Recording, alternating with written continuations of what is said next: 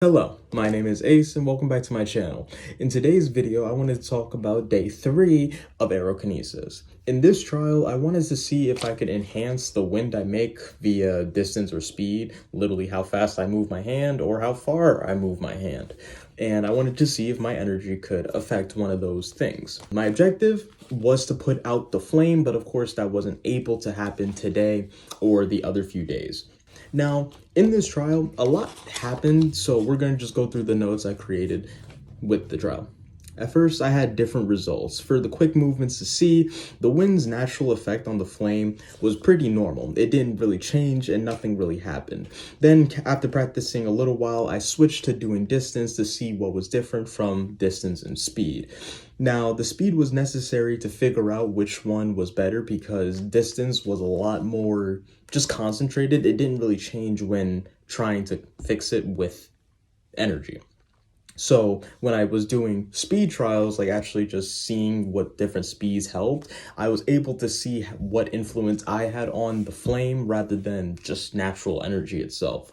In this trial though, I was able to click to the flame's tunnel of gas, basically like its own funnel of gas, a lot clearer than I did with the first two trials, and it was a lot different experience. I was trying to move the flame as its own gas state, and I would see it like flicker and actually warp and spiral around the way my fingers would, and I would sometimes sway like side to side, and I would see the tip of the flame go side to side as well.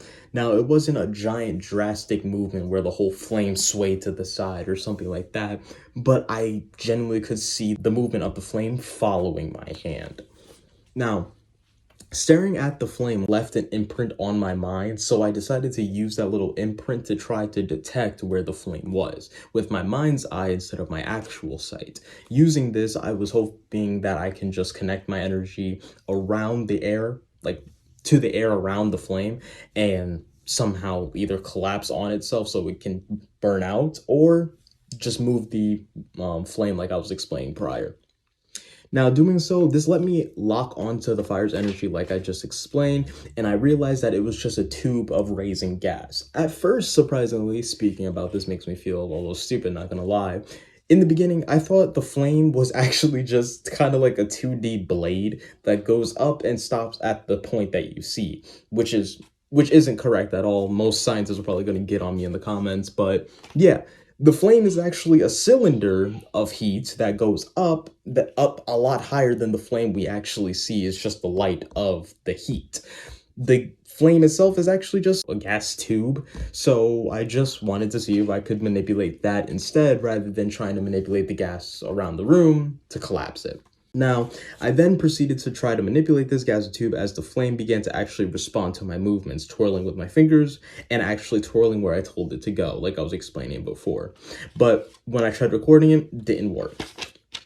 So what I get from this, honestly, I connected to gas a lot easier doing this by trying to connect my energy to the flame itself, since it is gas by itself.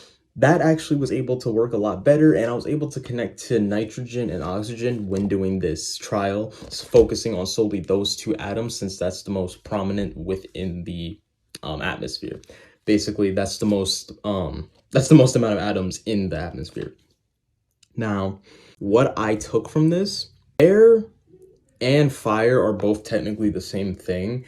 The only thing that's different is the temperature and light that fire is giving off.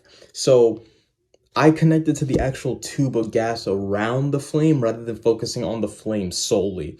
You can find the tube of gas really easily. You just literally have to put your hand above it and you could tell where the air kind of stops and caps at. And after that, you can kind of just feel the gas like disperse on your hand when you're just letting it raise at the top and hit your hand. It's a interesting feeling when you get used to the gas. It actually feels like small little particles are wafting off you. This was day 3.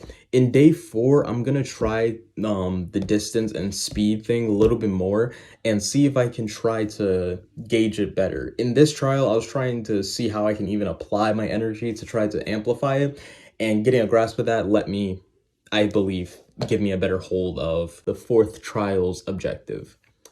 I love you guys. Stay tuned for part 4, and as always, Stay frosty. Mwah.